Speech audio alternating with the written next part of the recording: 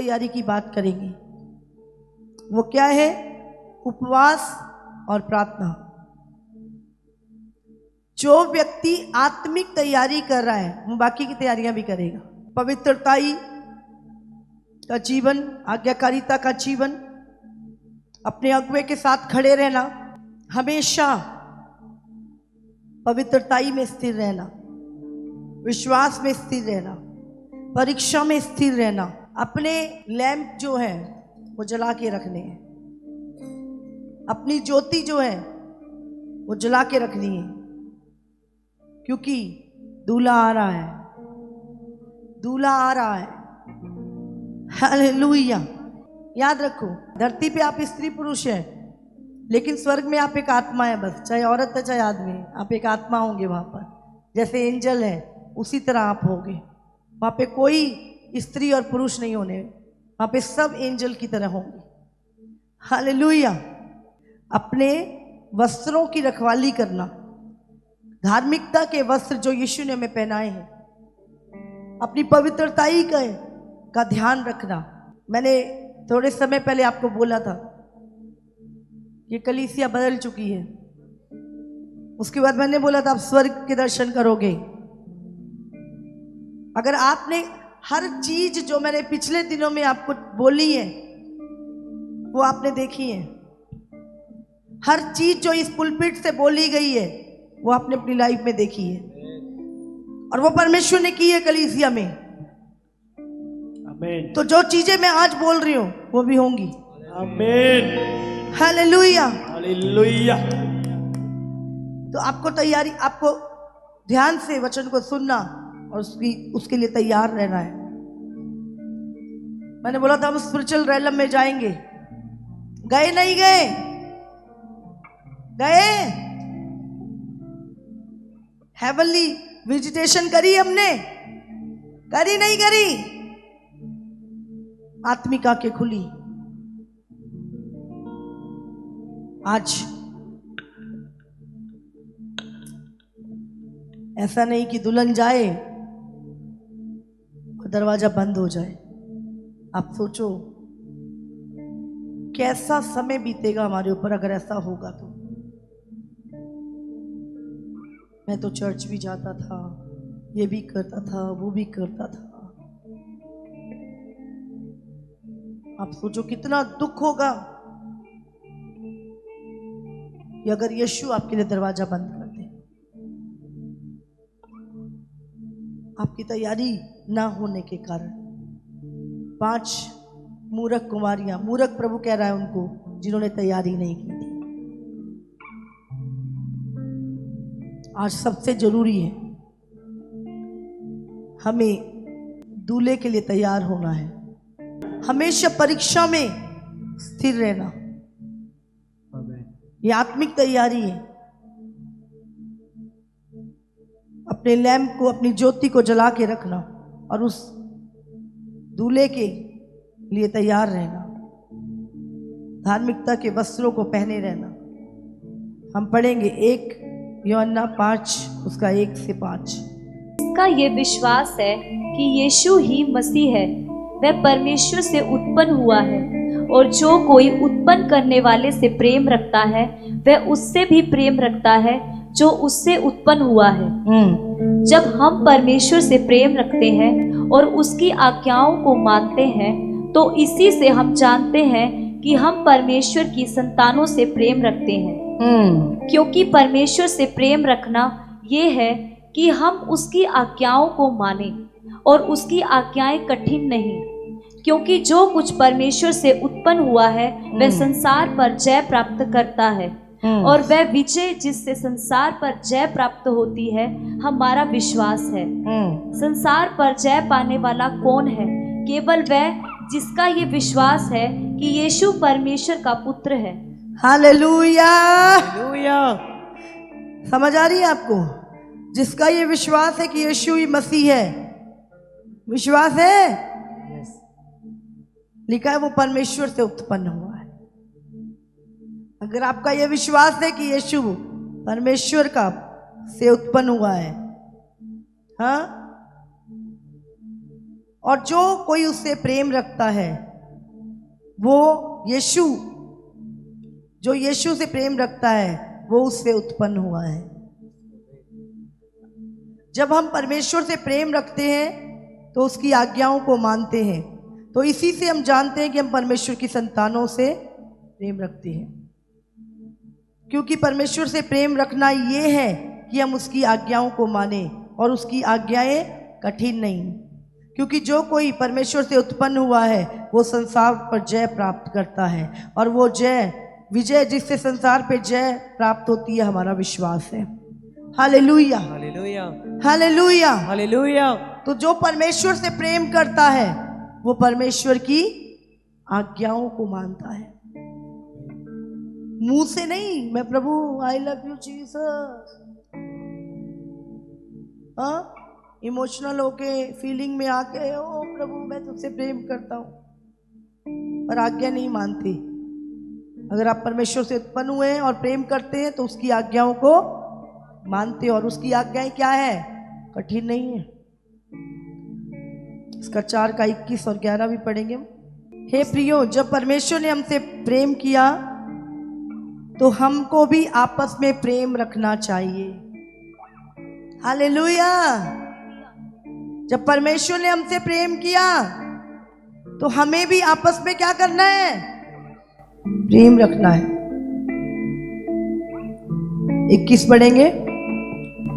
उससे हमें ये आज्ञा मिली है कि जो कोई परमेश्वर से प्रेम रखता है वो अपने भाई से भी प्रेम रखे। हालेलुया। हालेलुया, कौन है हमारा भाई? जो हमारे साथ बैठा है। हालेलुया। कौन है हमारी बहन जो हमारे साथ बैठी है? हालेलुया, वो नहीं जो वहां दूर बैठी है, वो हमारी बहन नहीं, जो हमारे साथ बैठी है मेरी बहन है। आमीन। मुझे क्या लिखा है? उससे प्रेम करना है। यीशु मसीह ने क्या बोला? जब यीशु मसीह एक जगह बैठा अपने चेलों को सिखा रहा था, उसकी माँ और भाई आए सगे, और चेले आके बोलते हैं प्रभु तेरी माँ और तेरे भाई आए हैं।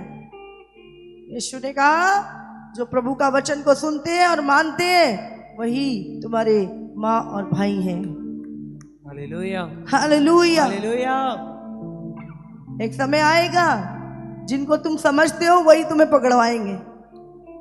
तुम्हारे सगे वही है जो प्रभु को वचन को मानते हैं, जिनके अंदर प्रभु का आत्मा वास करता है। तो प्रभु कहता अपने भाई से प्रेम कर।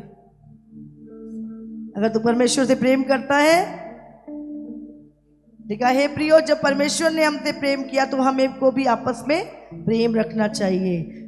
और आगे भी लिखा है उससे हमें ये आज्ञा मिली है कि कोई परमेश्वर से प्रेम रखता है वो अपने भाई से भी प्रेम रखे। हालेलुया। और निकालेंगे इसका 5 का 6 और 7 भी पढ़ेंगे हम। यही है वह जो पानी और लहू के द्वारा आया था, अर्थात यीशु मसीह। वह न केवल पानी के द्वारा वरन पानी और लहू दोनों के द्वारा आया था।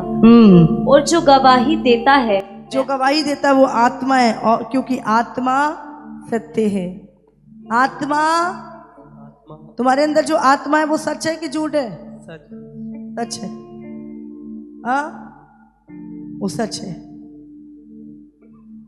जितना तुम्हारा शरीर तुम्हें दिख रहा है सच है ना, उससे अधिक आत्मा सच है। आमीन। हालेलुया। हालेलुया। रोमियो 16 उसका 17 से 20 पढ़ेंगे। अब हे भाइयों, मैं तुमसे विनती करता हूँ कि जो लोग उस शिक्षा के विपरीत जो तुमने पाई है फूट डालने और ठोकर खिलाने का कारण होते हैं, उन्हें ताड़ लिया करो और उनसे दूर रहो। क्या है? प्रभु कहता अंतिम दिनों में भरमाने वाले आएंगे। जो शिक्षा तुमने पाई है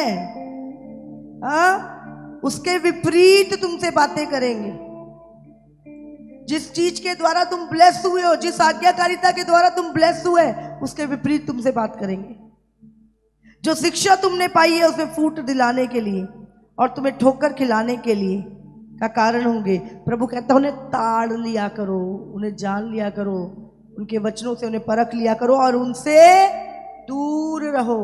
क्योंकि ऐसे लोग हमारे प्रभु मसीह की नहीं परंतु अपने पेट की सेवा करते हैं और चिकनी चुपड़ी बातों से सीधे साधे मन के लोगों को बहका देते हैं। तुम्हारी आज्ञा मानने की चर्चा सब लोगों में फैल गई है, इसलिए मैं तुम्हारे विषय में आनंद करता हूँ। परंतु मैं ये चाहता हूँ कि तुम भलाई के लिए बुद्धिमान और बुराई के लिए भोले बनो। शांति का परमेश्वर शैतान को तुम्हारे पांव से शीघ्र कुचलवा देगा। हमारे प्रभु यीशु मसीह का अनुग्रह तुम पर होता रहे। कब? तुम्हारी आज्ञा मानने की चर्चा सब लोगों में फैल गई है। आमीन। और परमेश्वर शैतान को शीघ्र तुम्हारे पैरों से कुचलवा देगा। क्यों? क्योंकि तुम आज्ञाकारी हो। हालेलुया। आज्ञाकारिता शैतान को तुम्हारी लाइफ को छूने नहीं देती। हालेलुया। आप जानते हैं शैतान एंटर नहीं कर सकता एक आज्ञाकारी व्यक्ति की लाइफ में, इसलिए पहले वो क्या करता है? उस आज्ञाकारिता के विपरीत तुम्हें शिक्षा देता है, तुम्हें सिखाता है। उद्धार पाने के लिए हमें आज्ञा नहीं माननी, पर सिद्ध होने के लिए हमें आज्ञाकारिता में चलना है। हालेलुया। हालेलुया। हालेलुया। यीशु ने दुख उठाकर आज्ञा माननी सीखी और आज पूरा संसार उसकी महिमा कर रहा है। हालेलुया। हालेलुया। हालेलुया। वो पूरी दुनिया के लिए आदर्श बन गया। आमीन। जब आप आज्ञा माननी सीखते हैं, आप उस महिमा को भी पाते हैं। हालेलुया। हालेलुया। आज्ञा महिमा को लाती है। क्या हुआ जब शाऊल ने, जो इजराइल का पहला राजा था, याजक सैमुएल था, भविष्यवक्ता, बलिदान उसने चढ़ाने थे, लेकिन क्या किया उसने? लोगों की परवाह करने के कारण खुद बलिदान चढ़ा दिया और अनाज्ञाकारिता की। और परमेश्वर ने कहा ये मेरी नजर में तुच्छ है। बोलता मुझे होम बलि मेल बलि नहीं चाहिए, मैं अपनी बात के माने जाने से प्रसन्न होता हूँ। हालेलुया। बड़ी बड़ी डींगे मत आका करो, मैं प्रभु के लिए ये करूंगा वो करूंगा वो करूं। जो लिखा है वो तो कर लो, और आज्ञा के साथ महिमा। शमूएल को आया था, शमूएल ने एली की आज्ञा मानी, वो अधीन रहा प्रभु के दास के। और एक दिन आया, उसकी अधीनगी ने, उसकी आज्ञाकारिता ने, यहोवा ने उसे पुकारा और इजराइल का पहला भविष्यवक्ता बना दिया आज्ञाकारिता के कारण। हालेलुया। जो अधीन रहता था, आज्ञाकारी था। आज्ञा महिमा को लेकर आती है। हालेलुया। हालेलुया। हमें लगता है हम कोई नौकर हैं, हम क्यों अधीन रहे? आज्ञा महिमा को लेकर आती है। आपको अपना मन कहाँ लगाना है? वचन पे। आज आपका मन कहाँ लगा है? क्या देख रहे हो? कौन सी सीरीज देख रहे हो? कौन से नेटफ्लिक्स देख रहे हो? कौन सी मूवियां देख रहे हो? या आप आत्मिक बुक्स पढ़ रहे हो? आत्मिक चैनल को देखते हो? कहाँ पे आज हमारा ध्यान है? हालेलुया। फास्टिंग, प्रेयर जब आप करते हो, आप अपनी लाइफ का ऑयल बढ़ाते हो। आमीन। हालेलुया। हालेलुया। जब आप उपवास और प्रार्थना करते हो, क्या था 5 कुंवारियों के पास? ऑयल। जब आप उपवास और प्रार्थना करते हो, आपका ऑयल बढ़ता है। हालेलुया। आपका ऑयल बढ़ता है। आमीन। हालेलुया। हालेलुया।